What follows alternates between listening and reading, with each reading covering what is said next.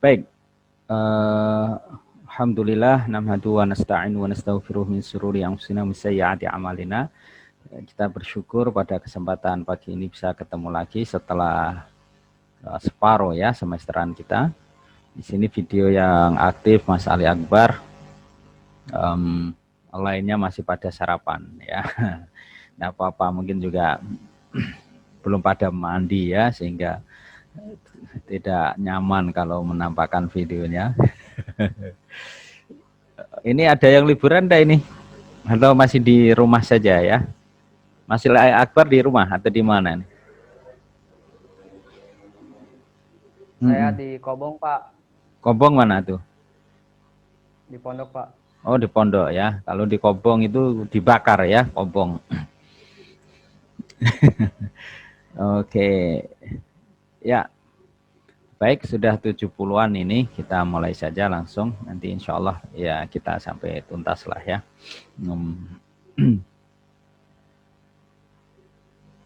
Ya, sambil jalan nanti. Kita mulai, bismillah. Pada kesempatan ini kita tidak ke pembahasan tentang malaikat dulu, dan juga tentang apa namanya para nabi, tapi kita ke bahasan tentang kitab suci ya, kitab suci Al-Quran dan suhuf. Insya Allah satu pertemuan ini nanti kita bahas itu. Mudah-mudahan lebih bisa fokus begitu. Ini Mas Ali dan yang lainnya, suara luar saya terdengar keras enggak? Terdengar, Pak. Yang apa tuh? Pak. Suara saya atau Ya, suara yang luar? Yang luar TV terdengar enggak? Enggak. Tidak, Pak. Coba. Suara Bapak aja. Oke, siap. Ya. Baik. Oke. Bismillah, kita bahas, dan sebelumnya kita mulai ya, kita berharap dengan rahasia dan mukjizat Al-Quran, karena pagi ini kita membahas tentang Al-Quran. Kita baca dengan umul kitab, karena umul kitab ini menjadi pokoknya dari kitab suci Al-Quran, 30 juz itu, 6.000 sekian surah ya, ayat-ayat yang kemudian juga ayat-ayat yang 6.000-an itu dari diturunkannya Al-Quran selama hampir 22 tahun secara berangsur. Mudah-mudahan nanti kita juga berharap kepada Allah Subhanahu wa Ta'ala yang menurunkan Al-Quran menjadi our guide for our life, menjadi panduan bagi hidup kita. Syukur-syukur bagi teman-teman sekalian yang sudah juga selesai hafalan Al-Quran, lalu menerapkan ilmu-ilmu Al-Quran ya dalam kehidupan sehari-hari. Semoga Allah lebih ridhoi, gitu ya. Bismillah, Al-Fatihah. A'udzubillahi minasyaitonirrajim. Bismillahirrahmanirrahim. Alhamdulillahirabbil alamin. Ar-Rahmanir-Rahim. Maliki yaumiddin. Iyyaka na'budu wa iyyaka nasta'in. Shiratal mustaqim. Shiratal ladzina an'amta 'alaihim ghairil maghdubi 'alaihim waladdallin.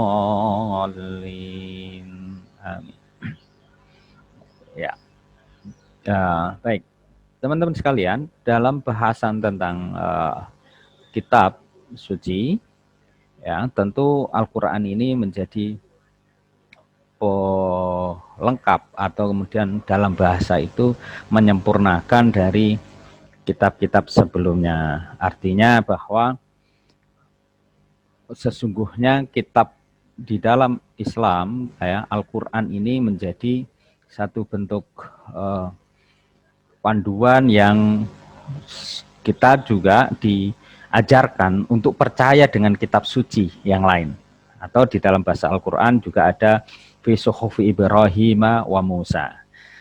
Nah, dengan demikian maka kita sangat terbangun toleransi, sangat terbangun sebuah keyakinan bahwa iman kepada kitab Allah itu tidak hanya percaya dengan kitab suci Al-Quran, tetapi kita percaya bahwa Allah juga menurunkan para nabi-nabi yang dahulu, dari mulai Nabi Adam, Nabi Nuh, ya, Nabi Ibrahim, sampai kemudian juga Nabi Ismail, sampai kemudian Nabi Muhammad SAW, itu harus kita yakini. Dan kemudian para nabi terdahulu juga diturunkan ayat Al-Quran, ayat-ayat Allah di dalam kitab suci itu.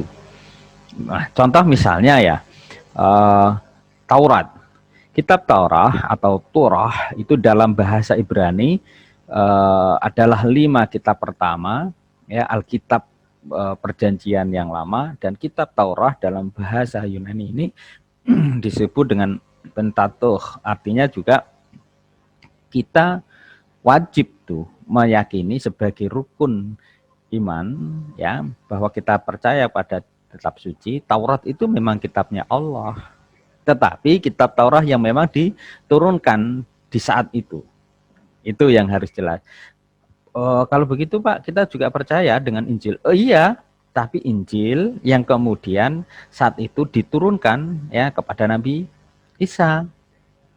Artinya apa? Kitab Injil yang memang diturunkan kepada Nabi terdahulu itu kita yakini benar, bukan sebagaimana kemudian kitab Injil yang sekarang. Karena sekarang pun di dalam internal, maaf ya kalau di sini juga ada yang luar Islam begitu, tapi kita mengkaji di dalam koridor penjelasan di dalam Al-Quran bahwa kitab Injil yang sekarang dan yang setahu saya sebagai seorang pemikir di comparative religious studies, ketika kami mengkaji tentang kitab-kitab itu di internal teman-teman sendiri di Kristen itu juga mengkritisi bahwa ada perjanjian lama, perjanjian baru, dan di dalam persoalan kitab suci Injil itu pun ya masih banyak kemudian secara internal di teman-teman Kristen yang kemudian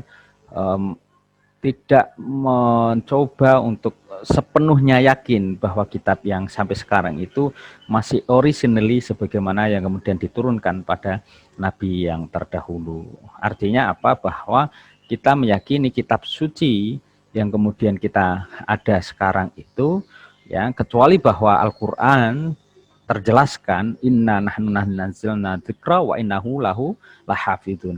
Allah, kami dalam bahasa Al-Quran itu yang menurunkan Al-Quran, ya, wa innalahu lahafidun, dan Allah juga yang kemudian menjaga Al-Quran itu dari ketika kemudian Nabi Muhammad SAW sampai kemudian perkembangannya, ya, diturunkan sampai kepada perkembangan masa zaman Umar bin Khattab, ya, Utsman. Itu di Utsman kan sudah mulai ada kodifikasi, ya, dari para hafiz Quran yang kemudian termushafkan sampai sekarang ini, dan kita sekarang ini yang menggunakan mushaf Utsmani, ya, Utsmani itu. Nah, teman-teman sekalian, lanjutan yang terpenting saya kira tadi itu hanya prolog supaya kita melihat betapa kemudian menjaga kitab suci, baik kitab suci Al-Quran ataupun suhuf yang lain, itu bagian dari kuasa Allah. Sehingga apa yang kemudian menjadi keyakinan kita, setiap ajaran yang dijalankan itu memiliki panduan. Nah, termasuk kitab di sini adalah Zabur. Zabur itu disamakan oleh sebagian ulama dengan Mazmur, ya, yang menurut konsepsi perspektif Islam itu sebagai salah satu kitab yang diturunkan sebelum Al-Quran, selain Taurat dan Injil, ya. Ini kan yang masyhur, Zabur, Taurat, Injil. Ini kitab suci yang kemudian di dalam Al-Quran, dalam Islamic Studies dijelaskan tentang kitab suci itu. Lalu istilah Zabur itu bersamaan dengan istilah Ibrani, artinya dimaksud dengan musik, ya, lagu-lagu musik, ya, bersamaan dengan zamir atau lagu, ya. Ini yang kemudian kita kaji. Nah, di dalam perspektif Islam, kita mempercayai bahwa Zabur itu kitab suci yang diturunkan kepada Bani Israel melalui utusannya siapa? Nabi Daud. Ya.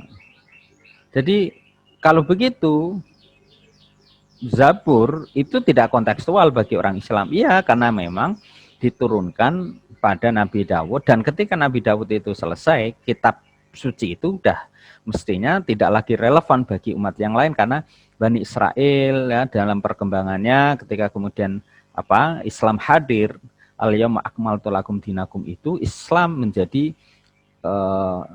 agama, the final religion yang kemudian diturunkan Allah, dalam pengertian berarti apa? Kitab suci yang lama termasuk juga ajaran-ajaran itu merujuk kepada Islam dan Rasulullah SAW itu the last prophet, sebagai nabi terakhir.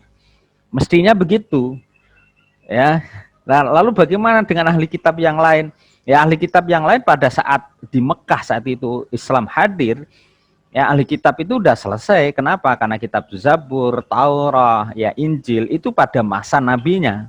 Begitu masa itu selesai dan kemudian Allah menurunkan, sebagaimana juga dijelaskan, ya, misalnya Warakah bin Naufal, ya saat itu, atau kemudian para pendeta-pendeta yang ada ketika Nabi Muhammad SAW belum diangkat menjadi nabi, kita ya kemudian diajarkan betapa kemudian para pendeta itu juga mengabarkan bahwa nanti akan ada nabi akhir zaman, Nabi Muhammad sebagai the last prophet gitu. Dan itu kemudian dijelaskan sebagaimana misalnya kita mengenal kisah di sebentar ya, boleh saya angkat handphonenya. Halo? Ya.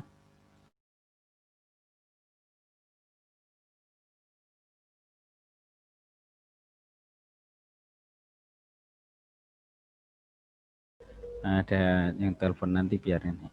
Kita lanjut ya. Iklan lewat. Ya.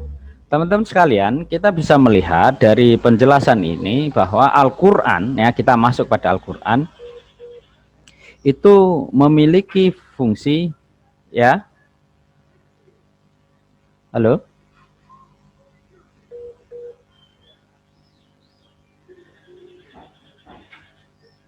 Ya. Oke. Saya sharekan ya.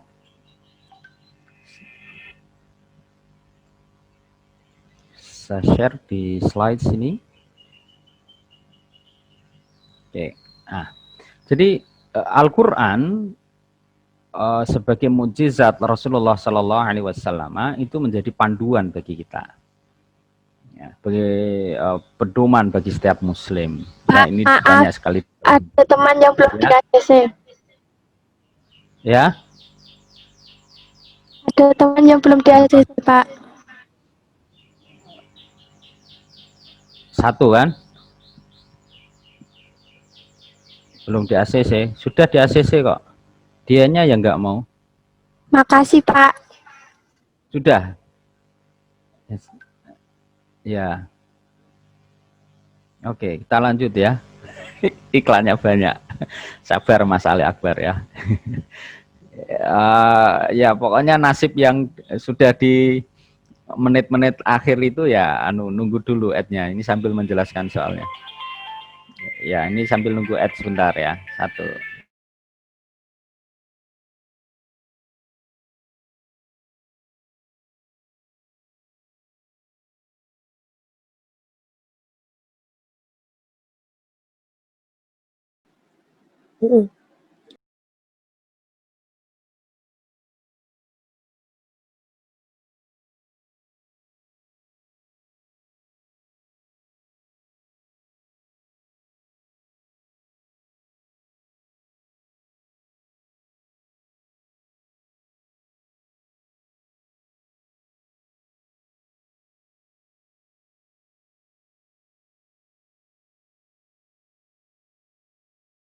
Ya, baik.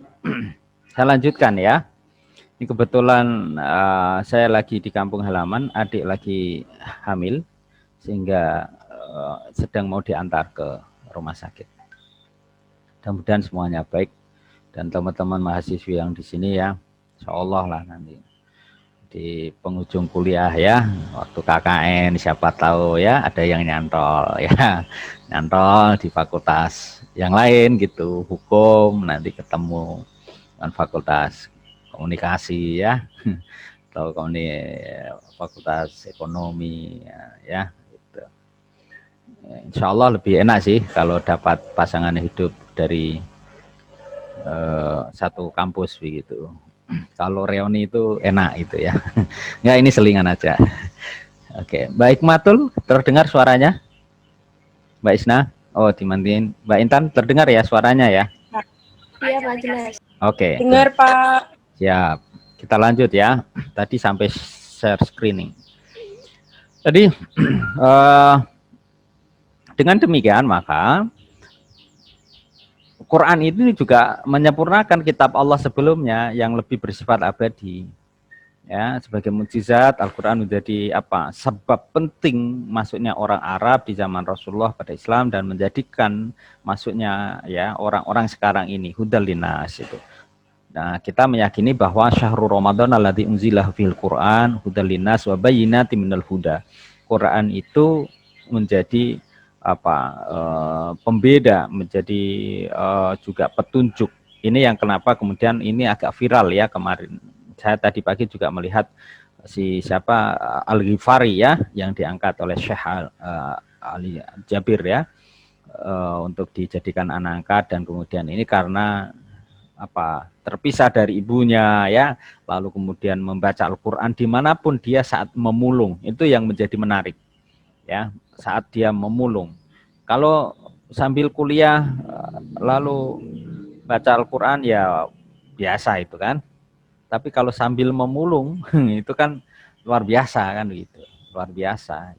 Ini yang kenapa kemudian penting untuk kita semuanya ya teman-teman sekalian, dalam kerangka ini kita mesti meyakini bahwa Allah itu menurunkan Al-Qur'an dengan segala keistimewaannya. Jadi kalau kita merujuk awal, kitab itu merupakan wahyu Allah yang disampaikan kepada para rasul untuk diajarkan sebagai petunjuk. Ya, sebagai petunjuk bagi kita.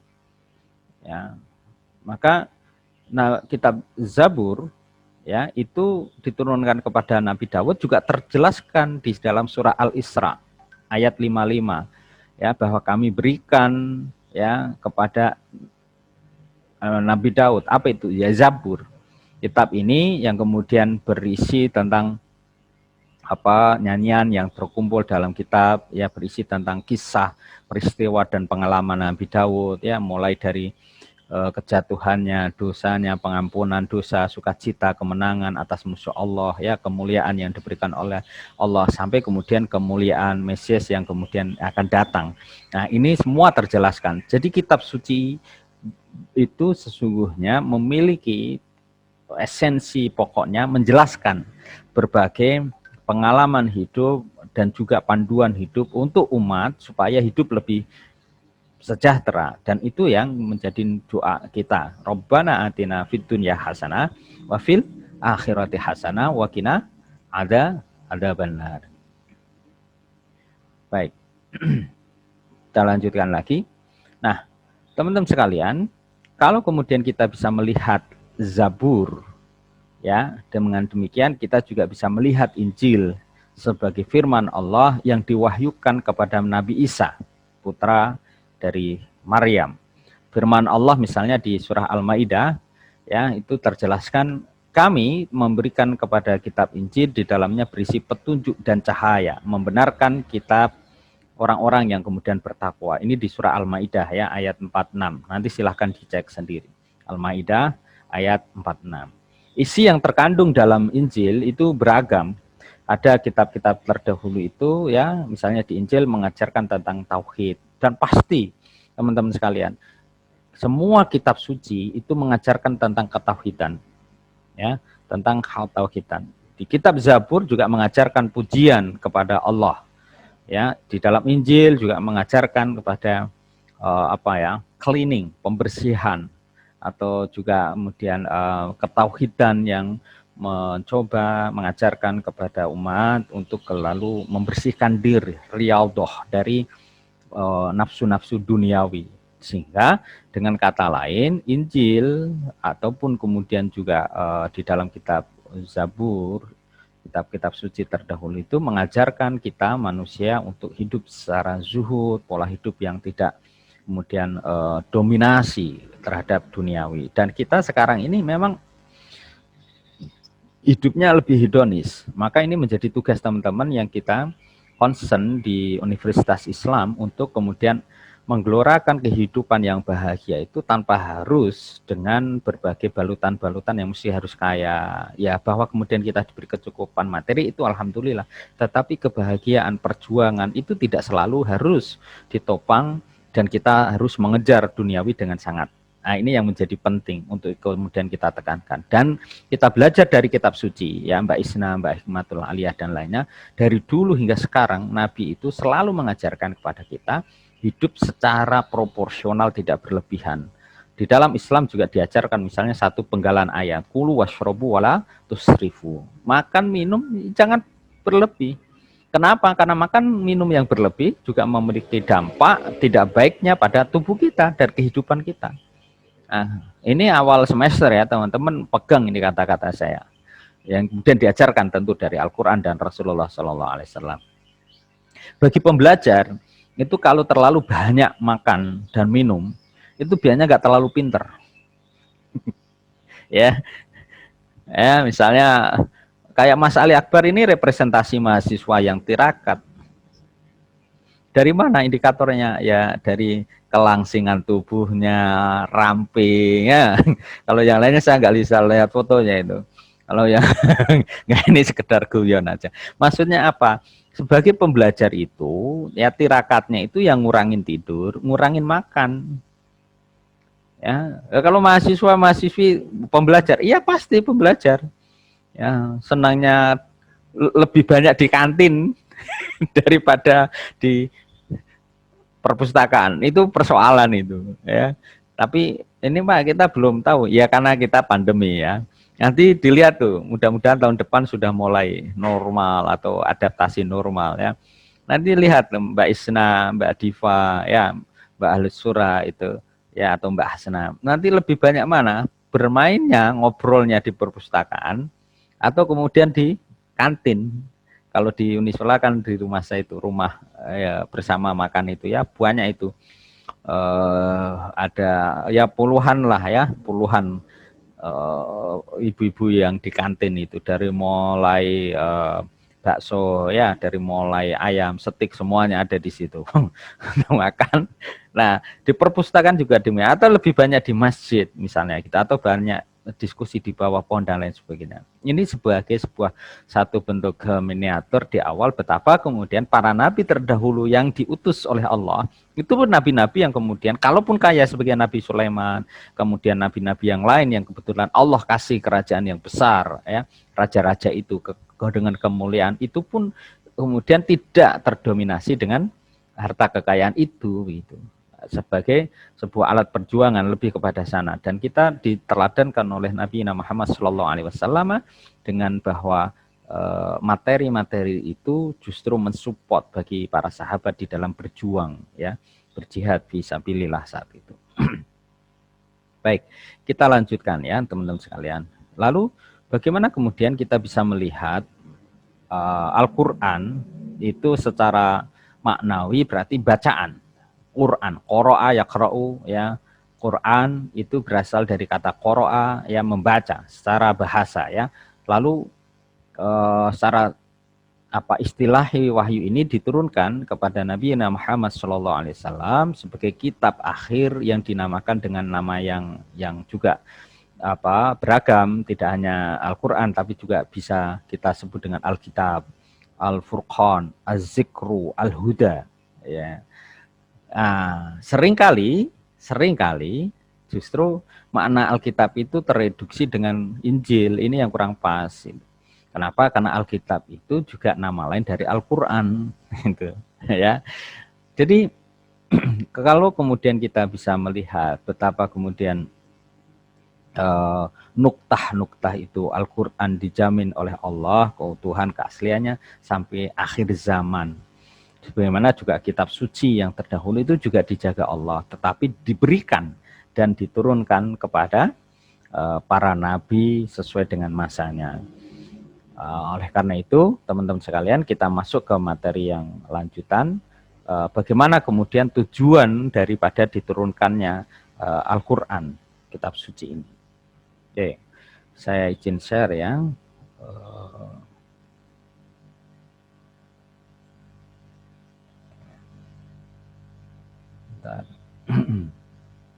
Saya matikan dulu ya. Oke ya, jadi di dalam kedudukan Al-Quran ya, secara fungsi itu kitab yang mengajarkan, memberikan kabar tentang naba wal akhbar, berita dan kabar. Yas'alunaka 'anin nabail azim, ya, yas'alunaka anis sa'ah. Terus kemudian juga banyak yang bercerita tentang kiamat, idza waqa'atil waqi'ah, ya. Kemudian di juz-juz akhir itu juga kita bahasa amma yatasaalun anin nabail azim alladzi hum fihi mukhtalifun, tentang kisah-kisah nabi kaum Naba, ya, atau kemudian masyarakat Naba, kisah-kisah tentang para nabi-nabi terdahulu, dan juga berita, ya, misalnya tentang Firaun, tentang juga para Nabi Sulaiman tadi, ya, tentang burung hudhud yang ketika itu kemudian juga mengkisahkan adanya ratu yang menyembah matahari dan seterusnya. Nah, inilah yang kemudian membedakan teman-teman sekalian ketika kemudian kita membaca Al-Quran, kita bisa mendapatkan banyak ini. Minhajul hayah, pedoman hidup, itu pasti ada di dalam Al-Quran. Kitabul ilmi, ya, betapa kemudian juga wasyamsu tajri mustaqarril laha dzalika taqdirul azizil alim, kehidupan ini rotasi, gravitasi dan seterusnya, itu menjadi hukum-hukum, ya, teori-teori di dalam dunia sains ini terjelaskan di dalam Al-Qur'an. Ya, kita juga mengenal tentang tarbiyah, ya, tarbiyah misalnya wa qala luqmanu libnihi ya bunayya, ya, bagaimana kemudian mengajarkan anak-anak dengan baik. Atau kemudian kalau teman-teman yang di Fakultas Hukum, tentu Al-Quran banyak mengajarkan kepada kita tentang hukum-hukum yang melandasi di dalam perilaku kita sehari-hari. Dan indah, saya mengajar di Pasca itu ada konsentrasi juga hukum Islam. Tadi itu sedikit rujukannya yang di sini. Ini kan ada aliran-aliran di dalam hukum Islam, ya. Ada betapa kemudian di situ juga hukum yang ada di Al-Quran ini mengatur kepada kehidupan manusia dengan Tuhan, ya. Belum saya share, ya. Oke, maaf. Oke. Nah, ini kita bisa melihat misalnya hukum yang terdapat di dalam Al-Quran itu mengatur relasi kita beribadah. Masuklah di situ fikih ibadah. Ya, ibadah kemudian juga ada yang mahdoh seperti sholat dan puasa. Aqimis sholata liduluqis syams, ya, itu tentang sholat. Ya ayyuhalladzina amanu kutiba alaikumusiyam kama kutiba alal ladzina min qablikum la'allakum tattaqun, ya. Kemudian syahrul ramadhan alladzi unzila fil Qur'an. Lalu wa in kuntum maridun aw ala safarin fa'iddatun min ayyamin ukhar, ya. Terus kemudian juga tentang wala taqrabuz zina, ya, fa innahu fahisyah dan seterusnya. Kemudian tentang hukum apalagi keluarga, ya, tentang zakat itu. Qad aflaha man tazakka, qad aflaha man zakkaha dan seterusnya, ayat-ayat yang tentang zakat, ayat-ayat yang kemudian tentang haji, ya. Lalu bersifat juga tentang sedekah, tentang wakaf, tentang jinayah, tentang jihad, ya, wajahidum fi sabilillahi bi amwalikum wa anfusikum itu. Terus kemudian penjelasan yang sangat banyak sekali ini yang kemudian dijelaskan di dalam ruang-ruang Al-Qur'an. Termasuk di sini adalah rumah tangga juga. Tentang misalnya Mbak Isna, apakah Mbak Isna ini perempuan muslim, boleh nggak nikah misalnya dengan ahlu kitab? Oh, itu terjelaskan, ya. Apakah boleh dengan nikah orang Kristen? Nah, itu nanti terjelaskan di situ tentang pernikahan. Juga misalnya Mbak Intan, Mbak yang lain-lainnya, ya, yang berhubungan dengan pergaulan manusia ataupun jinayah. Ini menyitir tentang Al-Quran, termasuk bahwa Al-Quran ini menjadi the primary resource atau sumber utama dan juga sunnah dari hukum Islam. Tentu ar-ra'yu di ijtihad ini menjadi satu hukum yang ketiga dengan ayat-ayat yang juga menjelaskan afala tatafakkarun, afala tazakkarun. Ini kemudian sangat apik sekali dijelaskan di dalam Al-Quran sebagai sumber hukum Islam. Dengan demikian teman-teman sekalian, kalau kemudian kita melihat, maaf ini sambil saya admin, ya udah menit-menit akhir tapi baru masuk, ya enggak apa-apa, ya. Masih berkenan masuk itu luar biasa. Oke.